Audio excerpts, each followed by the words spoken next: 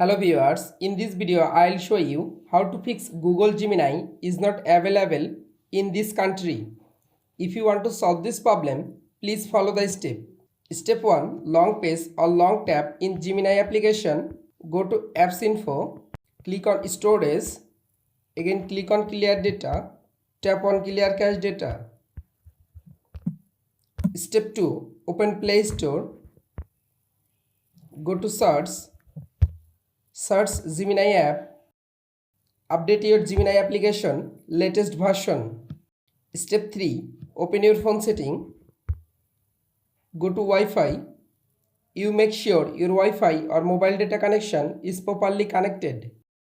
Step 4. Restart your device and again open it. Step 5. Again open your Gemini application.